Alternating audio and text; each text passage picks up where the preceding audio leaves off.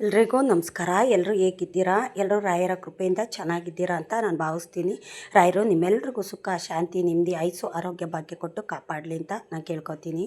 ಇವತ್ತು ಗುರುವಾರ ರಾಯರು ವಾರ. ಇವತ್ತು ಎಲ್ಲರೂ ರಾಯರು ಪೂಜೆ ಮಾಡಿರ್ತೀರ, ರಾಯರು ಮಠಕ್ಕೆ ಹೋಗಿರ್ತೀರ ಅಂತ ನಾನು ಅನ್ಕೋತೀನಿ. ಏಕೆಂತಂದರೆ ಪ್ರತಿ ವಾರನೂ ನಾವು ರಾಯರು ಪೂಜೆ ಮಾಡೋದು, ರಾಯರು ಮಠಕ್ಕೆ ಹೋಗೋದು ಮನಸ್ಸಿಗೆ ಏನೋ ಒಂಥರ ಖುಷಿ, ಆನಂದ ಅನ್ನೋದು ಕೊಡುತ್ತೆ. ನಮಗೇನೇ ಒಂದು ಕಷ್ಟ ಇದ್ದರೂ ಸಹ, ಮನಸ್ಸು ಸರಿ ಇಲ್ಲ ಅಂದರೂ ಸಹ, ಎಂಥ ಸಮಸ್ಯೆ ಇದ್ದರೂ ಸಹ ರಾಯರು ಮಠಕ್ಕೆ ಹೋದರೂ ಸಾಕು, ಏನೋ ಒಂಥರ ನಮ್ಮ ಜೊತೆ ಯಾರೋ ಇದ್ದಾರೆ, ನಮಗೇನೋ ಒಳ್ಳೆಯದಾಗ್ತಿದೆ ಅಂತ ಏನೋ ಮನಸ್ಸಿಗೆ ಸಮಾಧಾನ ಅಂತ ಕೊಡ್ತಾರೆ ರಾಯರು. ಏಕೆ ಅಂತಂದರೆ ನಮ್ಮ ಕಷ್ಟ ಹಲವಾರು ಇರ್ಬೋದು, ಎಂಥ ಪರಿಸ್ಥಿತಿನೇ ನಮಗೆ ಎದುರಾಗ್ಬೋದು.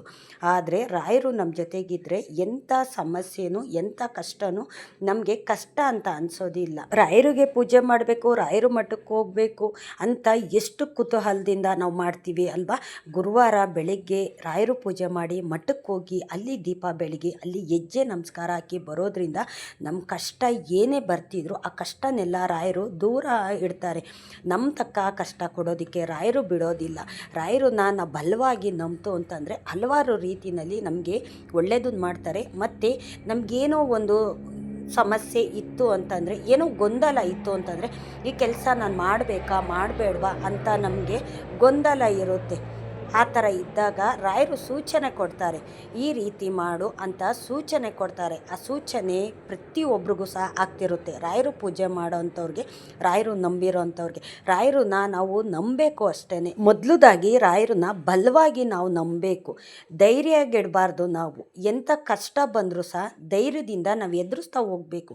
ನನ್ನ ಜೊತೆ ರಾಯರು ಇದ್ದಾರೆ, ಎಂಥ ಕಷ್ಟ ಬಂದರೂ ಸಹ ರಾಯರು ಆ ಕಷ್ಟ ನನಗೆ ಕೊಡೋದಿಲ್ಲ ಅಂತ ಎಲ್ಲ ಕಷ್ಟಗಳನ್ನು ರಾಯರ ಮೇಲೆ ನಾವು ಭಾರ ಹಾಕ್ತು ಅಂತಂದರೆ ನಮಗೆ ಯಾವುದೇ ಒಂದು ಕಷ್ಟನೂ ಕಷ್ಟ ಅಂತ ಅನಿಸೋದಿಲ್ಲ. ನಮ್ಮ ಕೈಲಿ ಆಗದೇ ಇರೋವಂಥ ಕೆಲಸನೂ ರಾಯರು ಮಾಡಿ ತೋರಿಸ್ತಾರೆ. ನನ್ನ ಕೈಲಿ ಇದು ಆಗೋದಿಲ್ಲ, ಸಾಧ್ಯವಾಗೋದಿಲ್ಲ, ಇವತ್ತು ಈ ಕೆಲಸ ನನಗೆ ಮಾಡೋಕ್ಕಾಗುತ್ತಾ ಅಂತ ನಮಗೆ ಅನುಮಾನ ಇರುತ್ತಲ್ಲ, ಆವಾಗ ನಾವು ಕಣ್ಣು ಮುಚ್ಚಿ, ರಾಯರೇ ನಿಮ್ಮನ್ನು ನಾನು ನಂಬಿದ್ದೀನಿ, ನನಗೆ ಈ ಕೆಲಸ ಮಾಡ್ತೀನಾ ಮಾಡಲ್ವಾ ಅನ್ನೋ ನಂಬಿಕೆನೇ ಇಲ್ಲ. ಏಕೆ ಅಂತಂದರೆ ನನ್ನ ಕೈಲಿ ಆಗಲ್ಲ ಅಂತ ನಾನು ಅಂದ್ಕೊಂಡಿದ್ದೀನಿ, ನೀವಿದ್ದೀರಾ ತಂದೆ. ಕಣ್ಣು ಮುಚ್ಚಿ ನಾವು ರಾಯರನ್ನ 11 ಸತಿ ನಾವು ರಾಘವೇಂದ್ರ ಸ್ವಾಮಿ ಮಂತ್ರನ ಹೇಳಿದ್ರೆ ಸಾಕು, ಆ ಕಷ್ಟ ಅಂತಲೇ ಅನಿಸೋದಿಲ್ಲ. ಎಂಥ ದೊಡ್ಡ ಕೆಲಸ ಆಗಿದ್ರು, ಇದು ಆಗೋದಿಲ್ಲ ಅಂತ ನಾವು ಅಂದ್ಕೊಂಡಿದ್ರು ಆ ಕಷ್ಟ ಅಂತ ಅನಿಸೋದೇ ಇಲ್ಲ. ಆ ಕೆಲಸನ ಹೂವಿನ ಹಾರ ಎತ್ತದಷ್ಟು ಸಲೀಸು ಮಾಡಿಕೊಡ್ತಾರೆ ನನ್ನ ತಂದೆ ರಾಯರು. ಇದನ್ನು ನಾವು ಬಲವಾಗಿ ನಂಬಬೇಕು ಅಷ್ಟೇ. ರಾಯರ ಮೇಲೆ ಎಲ್ಲ ಭಾರನೂ ಹಾಕಬೇಕು. ಹಾಕಿದಾಗಲೇ ರಾಯರು ಪವಾಡ ಏನು, ರಾಯರು ಶಕ್ತಿ ಏನು, ರಾಯರು ನಮ್ಮ ಜೊತೆಗಿದ್ದಾರಾ ಇಲ್ವಾ ಅಂತ ನಮಗೆ ಗೊತ್ತಾಗೋವಂಥದ್ದು. ಏಕೆ ಅಂತಂದರೆ ಸುಮಾರು ಜನ ರಾಯರು ಪೂಜೆ ಮಾಡ್ತಾರೆ, ಎಲ್ರಿಗೂ ಒಳ್ಳೇದಾಗ್ತಿರೋದಿಲ್ಲ. ಅದರಲ್ಲಿ ಕೆಲವು ಜನಕ್ಕೆ ಮಾತ್ರ ಒಳ್ಳೇದಾಗ್ತಿರುತ್ತೆ. ಏಕೆ ಅಂತಂದರೆ ರಾಯರನ್ನ ಬಲವಾಗಿ ನಂಬಿರೋರು ಮಾತ್ರ ಒಳ್ಳೇದು ಮಾಡೋ ಅಂಥದ್ದು. ರಾಯರು ಬರೀ ನಾವು ಪೂಜೆ ಮಾಡೋದನ್ನೇ ನೋಡಲ್ಲ, ನಮ್ಮ ಮನಸ್ಸಲ್ಲಿ ಏನಿದೆ, ಏನಕ್ಕೋಸ್ಕರ ನಾವು ಚಪ್ಪಡಿಸ್ತಾ ಇದ್ದೀವಿ, ಏನಕ್ಕೋಸ್ಕರ ನಾವು ಹಂಬಲಿಸ್ತಾ ಇದ್ದೀವಿ, ನಮ್ಮ ಮನೆ ಪರಿಸ್ಥಿತಿ ಆಗಿರ್ಬೋದು, ನಮ್ಮ ಕಷ್ಟ ಆಗಿರ್ಬೋದು, ಎಲ್ಲನೂ ಸಹ ರಾಯರು ತಿಳ್ಕೊತಾರೆ. ನಾವೀಗ ಯಾರ ಹತ್ರನಾದರೂ ಏನಾದರೂ ಹೇಳ್ತು ಅಂತಂದರೆ ಜನನ ನಂಬಿಸ್ಬೋದು. ನಮ್ಮ ಬಾಯಿಂದ ಬರೋ ಮಾತು ಅದು ಸುಳ್ಳಾಗಿರುತ್ತೋ ಸತ್ಯವಾಗಿರುತ್ತೋ ಗೊತ್ತಿರೋದಿಲ್ಲ ಬೇರೆಯವ್ರಿಗೆ, ಅದನ್ನು ಅವರು ನಂಬ್ತಾರೆ. ಆದರೆ ನಮ್ಮ ಮನಸ್ಸಿನಲ್ಲಿ ಏನಿದೆ ಅಂತ ತಿಳ್ಕೊಳ್ಳೋದೇ ನಮ್ಮ ತಂದೆ ರಾಯರು. ನಮ್ಮ ಮನಸ್ಸಿನಲ್ಲಿ ಏನು ಕಷ್ಟ ನೋವಿದೆ, ನಿನಗೇನು ಬೇಕು ಅಂತ ರಾಯರು ಅರ್ತು ನಮಗೆ ಕೊಡೋ ಅಂಥದ್ದು. ರಾಯರನ್ನ ನಾವು ನಂಬಬೇಕು, ಬಲವಾಗಿ ರಾಯರಿಗೆ ಸೇವೆ ಮಾಡಬೇಕು. ಇವತ್ತು ಗುರುವಾರ ನಾನು ಬೆಳಗಿನ ಜಾವ 2:30ಗೆ ನಾನು ಅಲಾರಾಮ್ ಇಟ್ಟಿದ್ದಂಥದ್ದು. 2:30ಗೆ ಅಲಾರಾಮ್ ಕೂಗ್ತು. ನಂತರ ನಾನೇನು ಮಾಡಿದೆ, ಎದ್ದು ಟೈಮ್ ನೋಡಿ 2:30 ಅಲ್ವಾ, ಇನ್ನು ಸ್ವಲ್ಪ ಹೊತ್ತು ಇನ್ನೊಂದು 10 ನಿಮಿಷ ಮಲ್ಕೊಳ್ಳೋಣ ಅಂತ ಹಾಗೆ ಮಲ್ಕೊಂಡಿದ್ದೀನಿ. 3 ಗಂಟೆ ಆಗಿಬಿಟ್ಟಿದೆ. ನಂಗೆ ಚೆನ್ನಾಗಿ ನಿದ್ದೆ ಬಂದುಬಿಟ್ಟಿದೆ. ನನಗೆ ಎಚ್ಚರನೇ ಆಗಿಲ್ಲ. ನಂತರ ನನಗೆ ಎಚ್ಚರನ ಹೊರಗಡೆ ಏನೋ ಒಂಥರ ಸೌಂಡ್ ಆಗೋ ಥರ ಆಯಿತು. ನಾನು ಇವತ್ತು ವಾರ ಮಾಡಬೇಕು ಅಂತಂದರೆ ಬೇಗನೆ ಎದ್ದು ನಾನು ಎಲ್ಲ ಕೆಲಸ ಕಾರ್ಯನೂ ಮುಗಿಸ್ಕೊಂಡು ರಾಯರ ಪೂಜೆ ಮಾಡಿ ರಾಯರ ಮಠಕ್ಕೆ ಹೋಗೋವಂಥದ್ದು. ಆಗಿರಬೇಕಾದ್ರೆ ರಾಯರಿಗೆಲ್ಲವೂ ಸಹ ಗೊತ್ತಿರುತ್ತೆ. ನಾನು ಅಲಾರಾಮ್ ಆಫ್ ಮಾಡಿಬಿಟ್ಟು ನಾನು ಮಲ್ಕೊಂಡೆ. ಆದರೆ 3 ಗಂಟೆ ಆಗಿಬಿಟ್ಟಿತ್ತಲ್ಲ, ಹಂಗಾಗಿ ರಾಯರೇ ನನಗೆ ಏನೋ ಒಂಥರ ಸೂಚನೆ ಕೊಟ್ಟರು, ನನಗೆ ಎಚ್ಚರ ಮಾಡಿದ್ರು. ನನಗೆ ಹೊರಗಡೆ ಜೋರಾಗಿ ಗಾಡಿ ಸೌಂಡು ಬರೋ ಥರ ನನಗೆ ಕಿವಿಗೆ ಬೀಳ್ತು. ನಾನು ಅವಾಗ ದಡಾರ್ನೆದ್ದು ಕಣ್ಬಿಟ್ಟು ಟೈಮ್ ನೋಡಿದಾಗ 3 ಗಂಟೆ ಆಗಿಬಿಟ್ಟಿತ್ತು. ನಾನು ಆವಾಗ ಅಂದ್ಕೊಂಡೆ, ದೇವರೇ ನೀವೇನಾದರೂ ಈ ಥರ ಸೂಚನೆ ಕೊಟ್ಟಿಲ್ಲ ಅಂದಿದ್ರೆ, ಈ ಥರ ಸೌಂಡ್ ಆಗಿಲ್ಲ ಅಂದಿದ್ರೆ ನಾನು ಮಲ್ಕೊಂಡ್ಬಿಡ್ತಿದ್ನಲ್ಲ, ಇವತ್ತು ಬೇಗ ಪೂಜೆ ಮಾಡೋಕ್ಕಾಗ್ತಿರ್ಲಿಲ್ಲ. ಮತ್ತು ನಿನ್ನ ಮಠಕ್ಕೆ ಬಂದು ಅಲ್ಲಿ ದೀಪ ಸೇವೆ ಮಾಡಿ ಹೆಜ್ಜೆ ನಮಸ್ಕಾರ ಹಾಕಿ ನನಗೆ ಬಂದು ಮನೆಯಲ್ಲಿ ತಿಂಡಿ ಕೆಲಸ ಕಾರ್ಯ ಏನಿದೆ ಅದನ್ನೆಲ್ಲ ಮುಗಿಸಿ ನಾನು ಕೆಲ್ಸಕ್ಕೆ ಹೋಗೋಕ್ಕಾಗ್ತಿರ್ಲಿಲ್ವಲ್ಲ ಭಗವಂತ. ನೀವಿದ್ದೀರಾ, ನಾನು ನಿಮ್ಮನ್ನು ನಂಬಿದ್ದೀನಿ. ಹಾಗಾಗಿ ನಾನು ಮರೆತು ಮಲ್ಕೊಂಡ್ರು ನನಗೆ ಎಚ್ಚರ ಮಾಡಿದ್ರಿ ಭಗವಂತ ಅಂತ ನಾನು ಅಂದ್ಕೊಂಡೆ. ನಾವು ರಾಯರನ್ನ ಬಲವಾಗಿ ನಂಬ್ತು ಅಂತಂದರೆ ಯಾವುದಾದ್ರೂ ಒಂದು ಸೂಚನೆ ಕೊಟ್ಟೇ ಕೊಡ್ತಾರೆ. ನಮ್ಗೆ ಗೊತ್ತಿಲ್ದಿರೋ ಸೂಚನೆ ಹಲವಾರು ರಾಯರು ಕೊಟ್ಟೇ ಕೊಡ್ತಾರೆ. ನಾವು ಏನಕ್ಕೋ ಆಸೆ ಪಡ್ತಿರ್ತೀವಿ, ಆದರೆ ರಾಯರು ಇನ್ನೇನೋ ಕೊಡ್ತಿರ್ತಾರೆ. ನಾವು ಒಂದರಿಂದನೇ ಹೋಗ್ತಿರ್ತೀವಿ, ಯಾವುದೋ ಒಂದು ಆಗದಿರೋ ಕೆಲಸದಿಂದನೇ ನಾವು ಹೋಗ್ತಿರ್ತೀವಿ. ಆದರೆ ರಾಯರು ಅದು ನಿನಗೆ ಸರಿ ಬರೋದಿಲ್ಲ, ಅದರಿಂದ ನಿನ್ಗೆ ಒಳ್ಳೇದಾಗೋದಿಲ್ಲ, ನಿನಗೆ ಬೇರೆಯೇ ನಾನು ಅನುಗ್ರಹ ಮಾಡ್ತೀನಿ ಅಂತ ಬೇರೆ ದಾರಿನಲ್ಲಿ ನಮ್ಮನ್ನು ಕರ್ಕೊಂಡೋಗಿ ನಮಗೆ ಒಳ್ಳೇದು ಮಾಡೋ ಅಂಥದ್ದು. ಈ ಥರ ರಾಯರು ಹಲವಾರು ಪವಾಡನ ಮಾಡ್ತಾರೆ. ತಂದೆ ಪವಾಡ ಪುರುಷ ನನ್ನ ತಂದೆ ರಾಯರು. ಹಾಗಾಗಿ ರಾಯರು ನಂಬಿದಂಥವ್ರಿಗೆ ಎಲ್ರಿಗೂ ಒಳ್ಳೇದು ಮಾಡ್ತಾನೇ ಇದ್ದಾರೆ. ಸುಮಾರು ಜನದ ಬಾಯಲ್ಲಿ ರಾಯರು ರಾಯರು ಅನ್ನೋ ಮಾತು ಬಿಟ್ಟರೆ ಬೇರೆ ಏನೂ ಸಹ ಬರೋದಿಲ್ಲ. ಗುರುವಾರ ಬಂದರೂ ಸಾಕು, ಯಾವ ಕಡೆ ಹೋದ್ರೂ ಸಹ ರಾಯರು ಫೋಟೋನೇ, ರಾಯರು ಸಾಂಗೇ ಕೇಳೋ ಅಂಥದ್ದು. ಏಕೆ ಅಂತಂದರೆ ಮುಂಚೆ ಅಂದರೆ 15-20 ವರ್ಷದಿಂದಗಡೆ ಜಾಸ್ತಿ ರಾಯರನ್ನ ಯಾರೂ ಅಷ್ಟೇ ಪೂಜೆ ಮಾಡ್ತಿರ್ಲಿಲ್ಲ. ರಾಯರು ಫೋಟೋ ಮನೆಯಲ್ಲಿ ಇಟ್ಕೊಂಡು ಯಾರು ಸೇವೆ ಮಾಡ್ತಿರ್ಲಿಲ್ಲ. ಇದೇ ರೀತಿ ಮಾಡಬೇಕು ಅಂತಲೂ ಸಹ ಯಾರು ಮಾಡ್ತಿರ್ಲಿಲ್ಲ. ರಾಯರು ಮಠಕ್ಕೂ ಜಾಸ್ತಿ ಹೋಗ್ತಿರ್ಲಿಲ್ಲ. ಅವಾಗ ರಾಯರು ಮಠ ಜಾಸ್ತಿ ಎಲ್ಲೂ ಇರಲಿಲ್ಲ ಅವಾಗ ನಾನು ನೋಡಿದ ಮಟ್ಟಿಗೆ. ಆದರೆ ಇವಾಗ ರಾಯರು ಪೂಜೆ ಮಾಡೋರು ಜಾಸ್ತಿ ಆಗಿದ್ದಾರೆ. ರಾಯರು ಪ್ರತಿಯೊಂದು ಮನೆಯಲ್ಲೂ ಇದ್ದಾರೆ. ಏಕೆ ಅಂತಂದರೆ ಪ್ರತಿಯೊಂದು ಮನೆಯಲ್ಲೂ ಕಷ್ಟ ಇದೆಯಲ್ಲ, ಆ ಕಷ್ಟ ದೂರ ಮಾಡೋದಕ್ಕೆ ಅಂತಲೇ ರಾಯರೇ ಅವ್ರ ಮನೆಗೆ ಬಯಸಿ ರಾಯರೇ ಒಯ್ತಾರೆ. ಹೋಗಿ ನಮ್ಮ ಕಷ್ಟ ಕಾರ್ಯನೆಲ್ಲ ದೂರ ಮಾಡೋ ಅಂಥದ್ದು ನಮ್ಮ ತಂದೆ ರಾಯರು. ಹಾಗಾಗಿ ರಾಯರು ರಾಯರು ಅಂತನ್ನೋ ಒಂದು ನಾಮ ಜಪನ ನಾವು ಮಾಡ್ತು ಅಂತಂದರೆ ನಮಗೆ ಎಂಥ ಸಮಸ್ಯೆ ಇದ್ದರೂ ಸಹ ಆ ಸಮಸ್ಯೆನೆಲ್ಲ ದೂರ ಮಾಡ್ತಾರೆ. ಎಂಥ ಆರೋಗ್ಯ ಪರಿಸ್ಥಿತಿಲಿದ್ದರೂ ಸಹ ಆರೋಗ್ಯನ ನಮಗೆ ಕೊಟ್ಟು, ನಮಗೆ ಹಣದ ಸಮಸ್ಯೆ ಇದ್ದರೂ ಸಹ ಹಣ ಸಹಾಯನ ನಮಗೆ ಯಾವುದಾದ್ರೂ ಒಂದು ರೀತಿಯಲ್ಲಿ ಮಾಡ್ತಾ ಇರ್ತಾರೆ. ಪ್ರತಿ ದಿವಸ ನೀವು ಹಣ ನೋಡೋ ಥರ ನೀವು ರಾಯರು ಮಾಡ್ತಾರೆ. ಏಕೆ ಅಂತಂದರೆ ನಾವು ತಿಂಗಳಿಗೊಂದು ಸತಿ ಕೆಲಸ ಮಾಡಿ ಸಂಬಳ ತೊಗೊಳ್ಳೋವಂಥದ್ದು. ಆದರೆ ರಾಯರ ಇಚ್ಛೆನೇ ಬೇರೆ ಆಗಿರುತ್ತೆ. ಪ್ರತಿ ದಿವಸ ಹಣ ನೋಡೋ ಥರ ರಾಯರು ಮಾಡ್ತಾರೆ. ನಾವು ಕೇಳೋದೇನು, ನಾನು ಕೆಲಸ ಮಾಡ್ತಾಯಿದ್ದೀನಿ, ತಿಂಗಳಿಗೊಂದು ಸತಿ ಕೈ ತುಂಬ ಸಂಬಳ ಬರಲಿ ಅಂತ ನಾವು ಕೇಳ್ತೀವಿ. ಆದರೆ ರಾಯರು ಪ್ರತಿ ದಿವಸ ಈ ಥರ ಏನಾದರೂ ಒಂದು ಸೂಚನೆ ಕೊಟ್ಟು ಹಣ ಬರೋ ಥರ ರಾಯರು ಮಾಡ್ತಾರೆ. ಇದು ಪ್ರತಿಯೊಬ್ಬರು ಜೀವನದಲ್ಲೂ ಮಾಡಿದ್ದಾರೆ. ನನ್ನ ಜೀವನದಲ್ಲಂತೂ ಸಾಕಷ್ಟು ಒಳ್ಳೇದು ಮಾಡಿದ್ದಾರೆ ನನ್ನ ತಂದೆ ರಾಯರು. ಹಾಗಾಗಿ ರಾಯರನ್ನ ನಾವು ಬಲವಾಗಿ ನಂಬಬೇಕು, ಮತ್ತು ಧೈರ್ಯಗೆಡಬಾರ್ದು ನಾವು, ಮತ್ತು ಕಾಯಬೇಕು, ತಾಳ್ಮೆ ಇರಬೇಕು. ತಾಳ್ಮೆಯಿಂದ ಇತ್ತು ಅಂತಂದರೆ ಎಲ್ಲವನ್ನು ಕೊಡ್ತಾರೆ ನನ್ನ ತಂದೆ ರಾಯರು.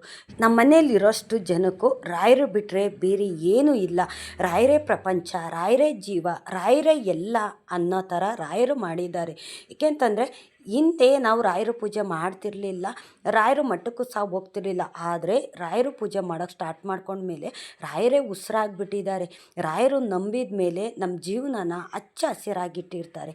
ಇದು ಸತ್ಯ. ಇದು ರಾಯರು ಇದ್ದಾರೆ ಅನ್ನೋದು ಎಷ್ಟು ಸತ್ಯನೋ ರಾಯರು ಪವಾಡ ಮಾಡ್ತಾರೆ ಅನ್ನೋದು ಸಹ ಅಷ್ಟೇ ಸತ್ಯ.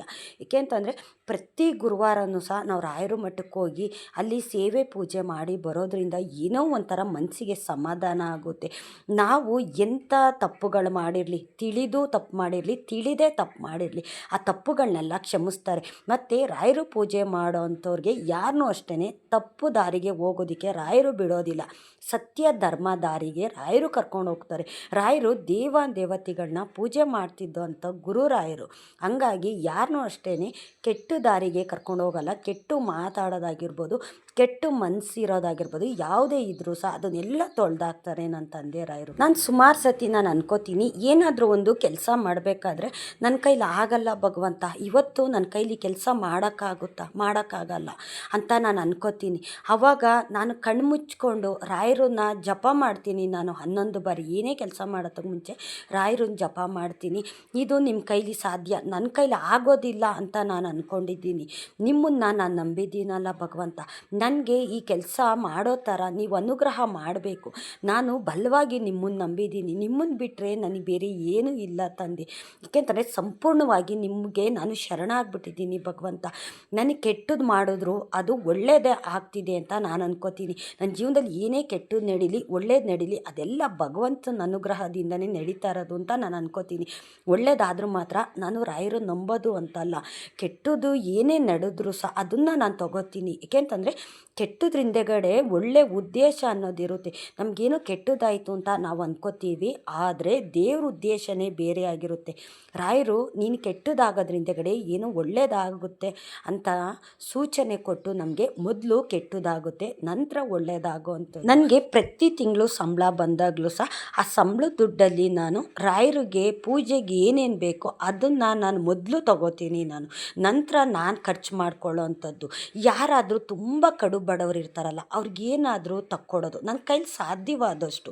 ಇಲ್ಲ ಒಂದು ಜೊತೆ ಬಟ್ಟೆ ತಕ್ಕೊಡೋದು, ಇಲ್ಲ ಯಾರಾದರೂ ತುಂಬ ಕಡು ಬಡವರಿದ್ದರೆ ಅವ್ರಿಗೇನಾದರೂ ಸ್ವಲ್ಪ ಅಕ್ಕಿನೋ, ಮನೆಗೆ ದಿನಸಿ ಸಾಮಾನು, ಒಂದು 500 ರೂಪಾಯಿ, ಒಂದು 1000 ರೂಪಾಯಿಲಿ ನನ್ನ ಕೈಲಾದಷ್ಟು ನಾನು ಸೇವೆ ಮಾಡೇ ಮಾಡ್ತೀನಿ. ಏಕೆಂತಂದರೆ ನಾನು ಏನೇನು ತಗೊಂಡು ಬಂದಿಲ್ಲ, ನಾನು ಬಂದ ನಂತರ ಭಗವಂತ ನನಗೆ ಕೊಟ್ಟಿರೋದು. ಈಗ ಭಗವಂತನ ಅನುಗ್ರಹ ಇಲ್ಲ ಅಂತಂದರೆ ನಾವು ಏನು ಸಹ ಮಾಡೋಕ್ಕಾಗೋದಿಲ್ಲ. ಎಷ್ಟೇ ಲಕ್ಷ ದುಡ್ಡಿದ್ರೂ ಸಹ ದೇವ್ರ ಅನುಗ್ರಹ ಇರಬೇಕು. ದುಡ್ಡಿದ ಮಾತ್ರಕ್ಕೆ ಎಲ್ಲವೂ ಇರುತ್ತೆ, ದೇವರು ನಮ್ಮ ಜೊತೇಲಿರ್ತಾನೆ ಅನ್ನೋ ತಪ್ಪು ತಿಳುವಳಿಕೆ ಕೆಲವ್ರಿಗಿರುತ್ತೆ. ದುಡ್ಡಿದ್ರೆ ಸಾಕು, ನನಗೆ ಯಾವುದು ಬೇಡ, ಏನು ಬೇಡ ಅಂತ ಕೆಲವ್ರು ಹೇಳ್ತಾರೆ. ಇಲ್ಲ, ದುಡ್ಡಿಗಿಂತ ಮುಖ್ಯವಾದ್ದು ದೇವ್ರ ಅನುಗ್ರಹ ಇರುತ್ತೆ. ನನ್ನ ದೇವ್ರ ಪೂಜೆಗೆ ಏನೇನು ಬೇಕೋ ನನ್ನ ಸಂಬಳದಲ್ಲಿ ನಾನು ಅವತ್ತು ನಾನು ತೊಗೊಂಡು ಬರ್ತೀನಿ. ಮೊದಲು ಬರೋ ಸಂಬಳದಲ್ಲಿ ನಾನು 1 ರೂಪಾಯಿನೂ ಖರ್ಚು ಮಾಡೋಕ್ಕೆ ಹೋಗೋದಿಲ್ಲ. ತುಪ್ಪ ಆಗಿರ್ಬೋದು, ಇಲ್ಲ ದೇವ್ರಿಗೆ ಏನು ಬೇಕೋ, ಬತ್ತಿ ಆಗಿರ್ಬೋದು, ಈ ಥರ ರಾಯರಿಗೆ ಏನೇನು ಬೇಕೋ ಅದನ್ನು ತಗೋತೀನಿ. ಸಾಧ್ಯವಾದಷ್ಟು ನಾನು ಯಾರಿಗಾದ್ರೂ ಏನಾದರೂ ಕೊಡೋ ಅಂಥ ಕೆಲಸ ನಾನು ಮಾಡ್ತೀನಿ. ಏಕೆಂತಂದರೆ ನಾವು ಯಾರಿಗಾದ್ರೂ ಒಂದು 100 ರೂಪಾಯಿ 200 ರೂಪಾಯಿ ಕೊಡ್ತು ಅಂತಂದರೆ ದೇವರು ನಮಗೆ 200 ರೂಪಾಯಿ ಕೊಡ್ತಾರೆ. ನಾನು ಸುಮಾರು ಸತಿ ಇದನ್ನು ನಾನು ಪರೀಕ್ಷೆ ಮಾಡಿದ್ದೀನಿ. ತುಂಬ ಕಡು ಬಡವರು ಇರೋಂಥವ್ರಿಗೆ ನಾವೇನಾದರೂ ಅಸ್ತವ್ರಿಗೆ ದಾನ ಮಾಡ್ತು ಅಂತಂದರೆ ದೇವರು ನಮಗೆ ಬೇರೆ ಕಡೆಯಿಂದ ಏನೋ ದೊಡ್ಡದಾಗಿ ಒಂದು ಮೊತ್ತ ಕೊಡೋ ಅಂಥದ್ದು. ನನ್ನ ತಂದೆ ರಾಯರು ಯಾರು ದಾನ ಧರ್ಮ ಸತ್ಯ ಧರ್ಮ ದಾರಿನಲ್ಲಿ ನಡೀತಾರೋ ಅವ್ರ ಜೊತೆಗೆ ಇರೋವಂಥದ್ದು. ರಾಯರು ಪೂಜೆ ಮಾಡೋವಂಥವ್ರಿಗೆ ಯಾರಿಗೂ ಅಷ್ಟೇ ಕಷ್ಟ ಆಗಲಿ, ಬಡತನ ಆಗಲಿ, ಮೋಸ ಮಾಡೋದಾಗಲಿ ಯಾರಿಗೂ ಕೊಡೋದಿಲ್ಲ. ರಾಯರು ಎಷ್ಟು ಸತ್ಯ ಧರ್ಮ ದಾರಿನಲ್ಲಿ ನಡೆದ್ರು ಅವ್ರಿಗೆ ಪೂಜೆ ಮಾಡೋವಂಥವ್ರನ್ನೂ ಸಹ ಅದೇ ದಾರಿಗೆ ಕರ್ಕೊಂಡು ಹೋಗ್ತಾರೆ. ತುಂಬ ಕೋಪ ಮಾಡ್ಕೋತಿದ್ದೋಂಥವ್ರನ್ನೂ ಸಹ ತುಂಬ ತಾಳ್ಮೆಯಲ್ಲಿ ಇರೋವಂಥ ಮನಸ್ಸು ಕೊಡ್ತಾರೆ ರಾಯರು. ನಾನು ಹಿಂದೆ ಎಲ್ಲ ತುಂಬ ಕೋಪ ಮಾಡ್ಕೋತಿದ್ದೆ. ಯಾರಾದರೂ ಏನಾದ್ರು ಅಂದರೆ ನನಗೆ ಸಹಿಸ್ಕೊಳಕ್ಕಾಗ್ತಿರ್ಲಿಲ್ಲ. ಏನಾದರೂ ತಿರುಗಿಸಿ ಹೇಳ್ಬಿಡ್ತಿದ್ದೆ, ನಾನು ಸಹಿಸ್ಕೋತಿರ್ಲಿಲ್ಲ. ಆದರೆ ಇವಾಗ ನಾನು ಆ ರೀತಿ ಮಾಡೋದಿಲ್ಲ. ಇವಾಗ ಅಂತ ಅಲ್ಲ, ರಾಯರು ಪೂಜೆ ಮಾಡೋಕ್ಕೆ ಸ್ಟಾರ್ಟ್ ಮಾಡ್ಕೊಂಡ್ಮೇಲೆ ನನ್ನ ಕೋಪ ಎಲ್ಲ ಏನಾಯಿತು ಅಂತಲೇ ಗೊತ್ತಿಲ್ಲ. ಯಾರು ಏನಾದರೂ ಅಂದರೂ ಸಹ ನಾನು ತಿರುಗಿಸ್ಕೊಂಡು ಏನೂ ಹೇಳೋಕ್ಕೆ ಹೋಗೋದಿಲ್ಲ. ದೇವರೇ, ರಾಯರೇ ನೀವೇ ನೋಡ್ಕೊಳ್ಳಿ ಭಗವಂತ ಅಂತ ಈ ರೀತಿ ನಾನು ಸುಮ್ಮನೆ ಆಗ್ಬಿಡ್ತೀನಿ. ರಾಯರು ನನ್ನ ಜೀವನದಲ್ಲಿ ತುಂಬ ಅಂದರೆ ತುಂಬ ಒಳ್ಳೇದು ಮಾಡಿದ್ದಾರೆ, ತುಂಬ ಪವಾಡನೂ ಮಾಡಿದ್ದಾರೆ, ಮತ್ತು ತಾಳ್ಮೆ ಕೊಟ್ಟಿದ್ದಾರೆ, ಕಾಯೋ ಶಕ್ತಿ ಕೊಟ್ಟಿದ್ದಾರೆ. ರಾಯರು ಪೂಜೆ ಮಾಡೋವಂಥ ಸೌಭಾಗ್ಯ ನನಗೆ ಕೊಟ್ಟಿದ್ದಾರೆ. ಇದಕ್ಕಿಂತ ನಮ್ಗೆ ಇನ್ನೇನು ಬೇಕು ಹೇಳಿ? ನಮ್ಮ ಜೀವನದಲ್ಲಿ ಎಂಥ ಬಡತನ ಇದ್ದಾವೆ, ಆ ಬಡತನದಲ್ಲಿ ನಾನು ಇರ್ತೀನಿ ಅಂತ ರಾಯರು ನಮ್ಮ ಜೊತೇಲಿ, ನಮ್ಮ ಮನೆಯಲ್ಲಿ ರಾಯರು ಇರೋವಂಥದ್ದು. ಪ್ರತಿ ದಿವಸ ಯಾರಪ್ಪ ಬೇಗ ಎದ್ದೇಳೋದು, ಯಾರು ಪೂಜೆ ಮಾಡೋದು ಅಂತ ನಾವು ಮನಸ್ಸನ್ನ ಒಂಥರ ಕೆಡ್ಸ್ಕೊಂಡ್ರೆ ಮಾಡೋಕ್ಕಾಗೋದಿಲ್ಲ ಅಂತಂದರೆ ಅದು ಮಾಡೋಕ್ಕಾಗೋದಿಲ್ಲ. ಮಾಡ್ತೀವಿ ಭಗವಂತ, ಬೆಳಗ್ಗೆಗೆ ಬೇಗ ಎದ್ದೇಳೋ ಅನುಗ್ರಹ ನೀನು ಮಾಡು, ನಿನ್ಗೆ ಸೇವೆ ಮಾಡೋ ಅನುಗ್ರಹ ನೀನು ಮಾಡೋ ಭಗವಂತ, ನನ್ನ ಜೊತೆ ನೀನು ಇರೋ ಅಂತ ನೀವು ಮಲಗೋದಕ್ಕೆ ಮುಂಚೆ ರಾಯರನ್ನ ಈ ಥರ ಬೇಡ್ಕೊಂಡು ಮಲ್ಕೊಳ್ಳಿ. ನೋಡಿ, ರಾಯರೇ ಎಚ್ಚರ ಮಾಡ್ತಾರೆ. ನಮಗೆ ಬೇಗ ಎದ್ದು ರಾಯರಿಗೆ ಸೇವೆ ಪೂಜೆ ಮಾಡೋ ಥರ ನಮಗೆ ಎಚ್ಚರ ಮಾಡ್ತಾರೆ.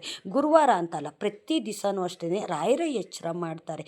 ನಾವು ರಾಯರನ್ನ ಬಲವಾಗಿ ನಂಬ್ತು ಅಂತಂದರೆ, ಆದರೆ ನಾವು ನೈಟು ಮಲಗಬೇಕಾದ್ರೆ ನಾವು ದೇವ್ರನ್ನೂ ಅಷ್ಟೇ ಜಪ ಮಾಡಿಕೊಂಡು, ದೇವ್ರ ಸ್ಮರಣೆ ಮಾಡಿಕೊಂಡು, ದೇವ್ರು ನೆನೆಸ್ಕೊಂಡು ನಾವು ಮಲ್ಕೋತು ಅಂತಂದರೆ ನೈಟು ಬೀಳೋ ಕನಸು ಅಷ್ಟೇ ಯಾವುದೋ ಒಂದು ಕೆಟ್ಟ ರೀತಿಯಲ್ಲಿ ಕನಸು ಬಿಡೋದಿಲ್ಲ.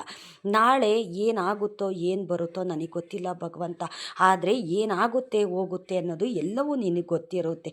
ನೀನು ನನ್ನ ಜೊತೆಗಿದ್ದೀಯ ತಂದೆ. ನಾನು ತಡ್ಕೊಳಕ್ಕಾಗ್ದರಷ್ಟು ಕಷ್ಟ ನೀನು ಕೊಡಬೇಡ ಭಗವಂತ. ಯಾರಿಂದನೂ ನೋವಾಗಲಿ, ಕಣ್ಣೀರಾಗಲಿ, ಕಷ್ಟ ಆಗಲಿ ಕೊಡಿಸ್ಬೇಡ ಭಗವಂತ. ನನಗೆ ಒಳ್ಳೆ ದಾರಿಲಿ ಹೋಗೋ ಶಕ್ತಿ ಕೊಡು, ಧೈರ್ಯ ಕೊಡು, ನನಗೆ ಒಳ್ಳೆ ಬುದ್ಧಿ ನೆಮ್ಮದಿ ಕೊಡು ತಂದೆ ಅಂತ ನಾವು ಇಷ್ಟನ್ನ ಬೇಡ್ಕೊಂಡ್ರು ಸಾಕು, ರಾಯರು ನಮ್ಗೆ ಅನುಗ್ರಹ ಮಾಡೇ ಮಾಡ್ತಾರೆ. ಮೊದಲದಾಗಿ ರಾಯರನ್ನ ನಂಬಬೇಕು, ಕಾಯಬೇಕು ಮತ್ತು ತಾಳ್ಮೆ ಇರಬೇಕು. ರಾಯರಿಗೆ ಸೇವೆ ಪೂಜೆ ಮಾಡಿದ ತಕ್ಷಣ ನಮ್ಗೆ ಒಳ್ಳೆಯದಾಗುತ್ತೆ ಅಂತ ಅಲ್ಲ. ರಾಯರು ನಮ್ಮನ್ನು ಪರೀಕ್ಷೆ ಮಾಡ್ತಾರೆ. ನಮ್ಮ ಬಾಯಲ್ಲಿ ಏನು ಬರುತ್ತೆ, ನಮ್ಮ ಮನಸ್ಸಿನಲ್ಲಿ ಏನಿದೆ ಅಂತ ತಿಳ್ಕೊಂಡೆ ನಮಗೆ ಅನುಗ್ರಹ ಮಾಡೋವಂಥದ್ದು. ಇಷ್ಟೊತ್ತು ನನ್ನ ವಿಡಿಯೋ ನೋಡಿದ್ದಕ್ಕಾಗಿ ತುಂಬು ಹೃದಯದ ಧನ್ಯವಾದಗಳು. ರಾಯರು ನಿಮ್ಮೆಲ್ರಿಗೂ ಸುಖ, ಶಾಂತಿ, ನೆಮ್ಮದಿ, ಆಯುಸ್ಸು, ಆರೋಗ್ಯ, ಭಾಗ್ಯ ಕೊಟ್ಟು ಕಾಪಾಡಲಿ ಅಂತ ನಾನು ಕೇಳ್ಕೊತೀನಿ.